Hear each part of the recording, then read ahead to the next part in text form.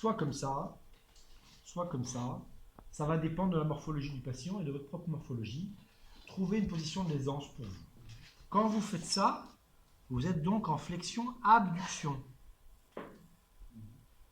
Alors, l'articulation sacro-iliaque, en fait, c'est un peu particulier parce que vous avez une surface assez large, l'auricule sacré, qui n'a tout secret pour notre confrère psychiatre maintenant, et qui peut donc soit s'ouvrir en avant, soit s'ouvrir en arrière, comme ça. Si jamais vous faites une flexion-abduction, l'idée c'est de trouver une position, entre guillemets, d'aisance. C'est-à-dire qu'il ne faut pas que vous soyez complètement en abduction maximum, ni complètement en adduction. Il faut être entre les deux.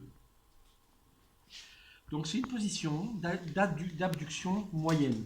D'accord? Et c'est ça qui va permettre le glissement. Si jamais vous allez à fond en abduction complète, vous allez créer un pincement postérieur et il n'y aura pas de glissement. D'accord? Donc il faut se mettre comme ça. Vous voyez, c'est pas très compliqué. Et vous allez, excusez-moi, vous allez palper la crête iliaque, comme ceci, comme ceci. Vous voyez, c'est la technique du volant. D'accord? Mon avant-bras vient se mettre au contact de la face antérieure de la cuisse.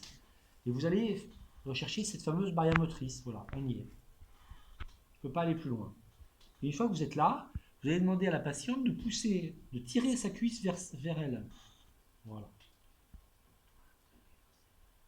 Stop. 5 secondes. Et ensuite, vous allez... Rectus femoris. Je t'en prie. Vas-y, lève. Pour notre collègue allemand. Rectus. Joachim Löw. Vas-y, pousse. Franz Beckenbauer. Ja.